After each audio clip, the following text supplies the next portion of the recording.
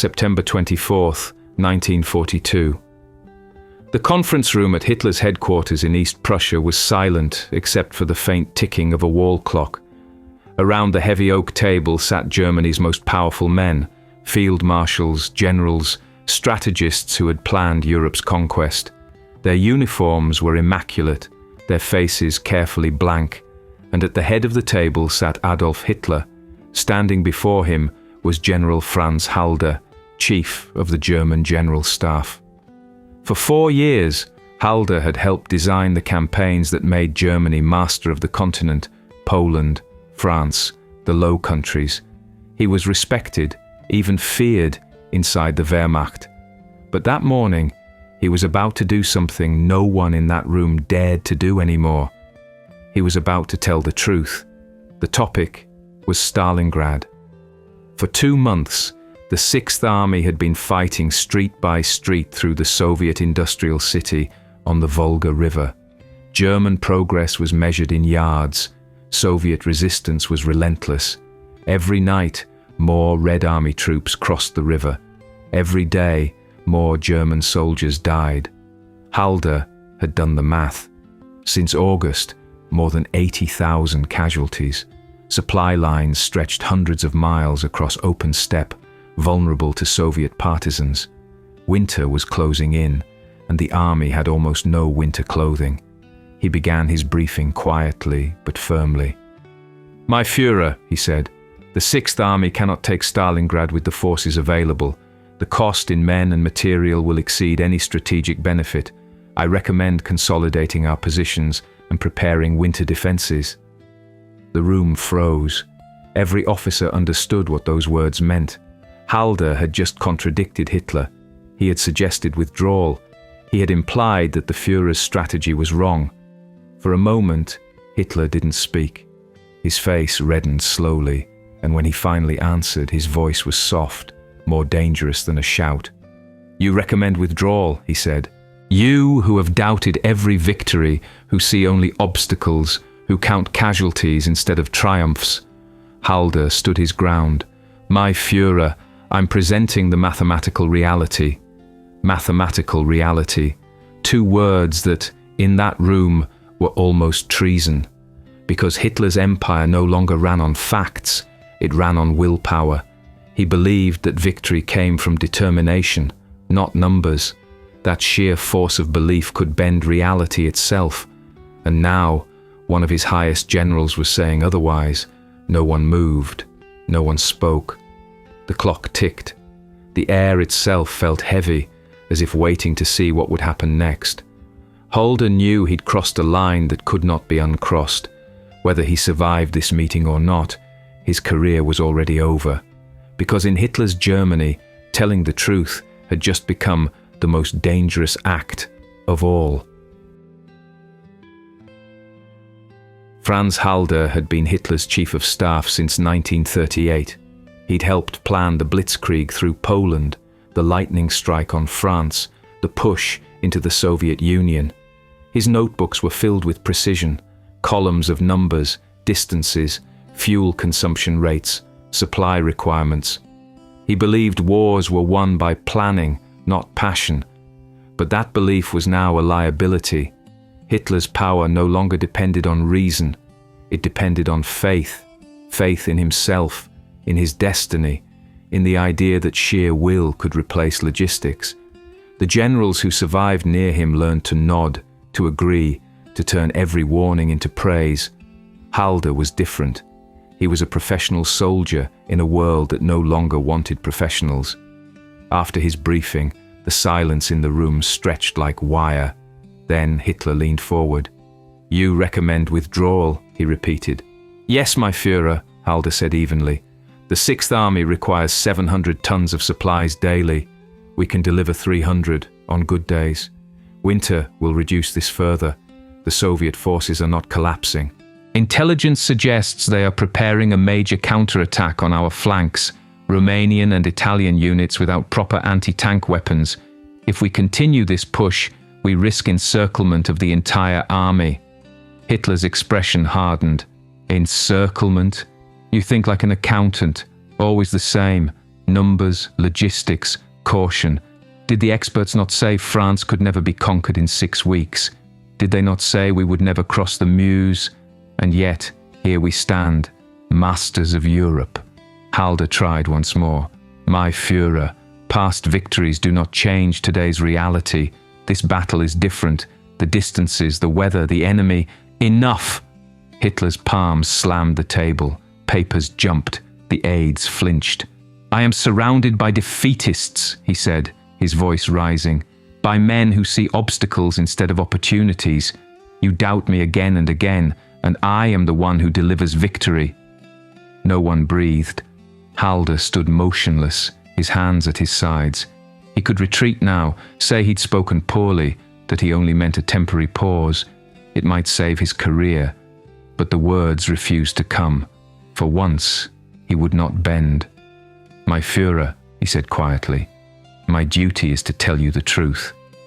It was not defiance in his tone, just calm conviction, and that, somehow, made it worse. Hitler stared at him for a long moment. Then, almost casually, he turned to his aide-de-camp. Prepare the papers. General Halder is relieved of his duties, effective immediately. No one looked up. No one protested. The meeting moved on as if nothing had happened, as if a man's career had not just ended for speaking honestly. Halder removed the insignia from his collar and set them on the table. The metal clicked softly on the wood, a small final sound. He saluted, turned, and walked out. Behind him, the discussion continued, maps rustling, voices murmuring about tonnage and divisions, pretending nothing had changed. But something had changed. From that moment on, the truth had no place in Hitler's war room. When the door closed behind Halder, no one moved. The sound of his footsteps faded down the corridor, swallowed by the stillness of the headquarters. Inside the briefing room, maps covered the walls, arrows, unit symbols, red circles marking objectives.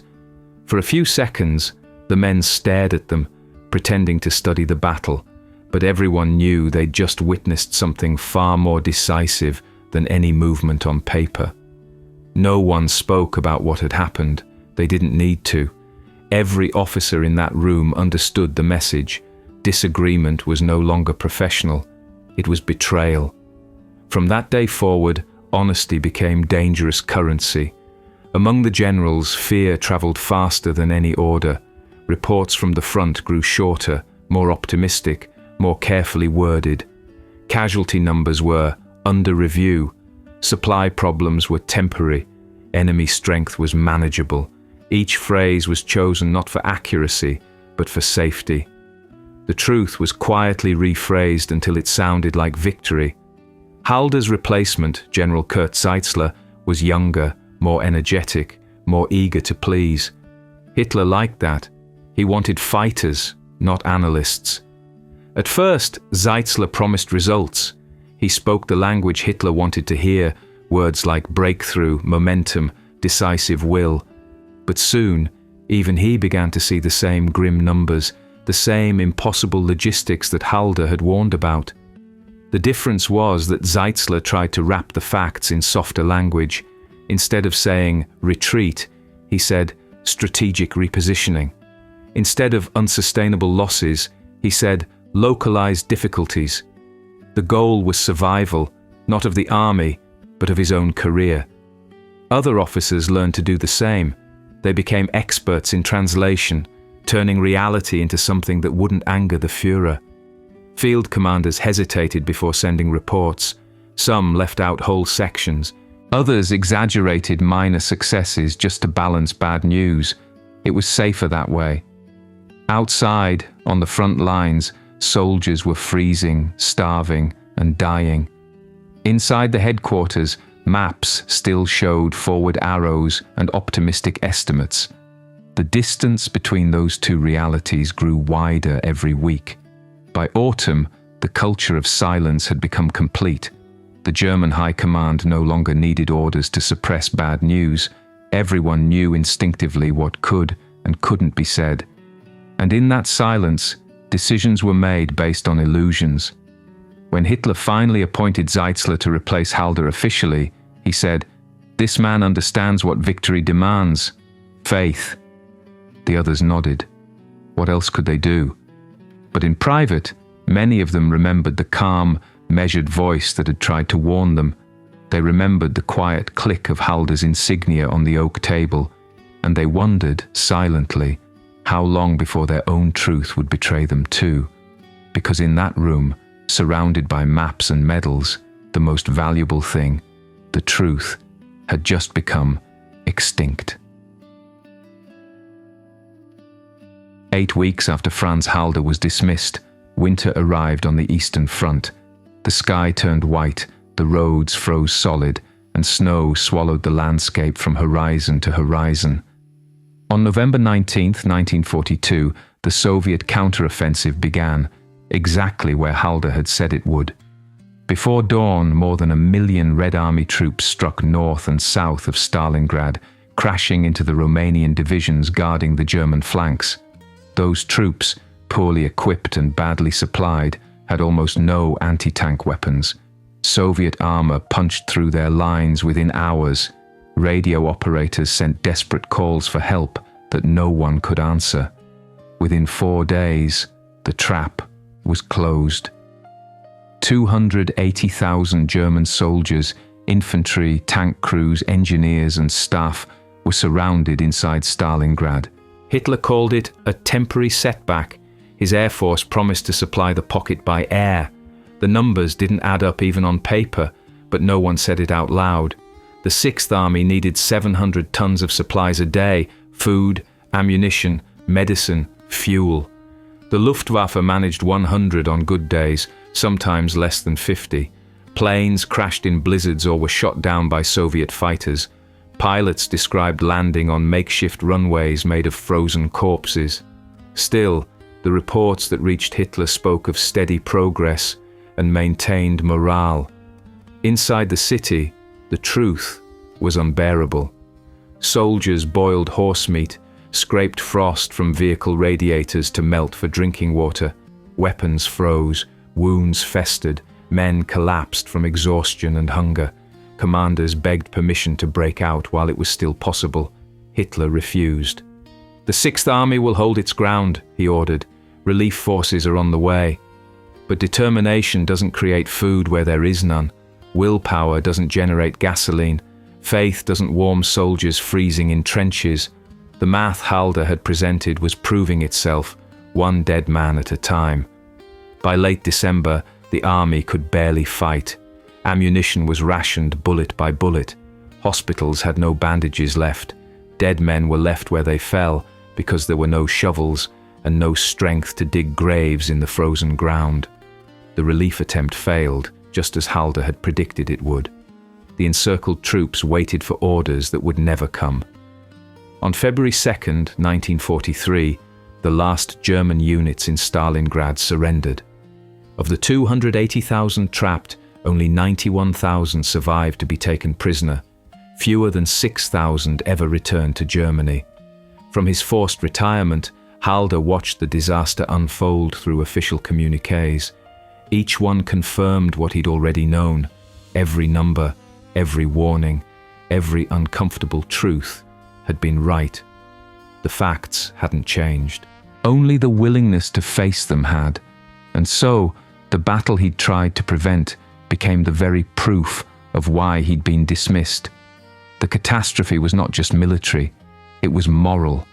A war built on denial had finally met the one enemy it couldn't defeat: reality.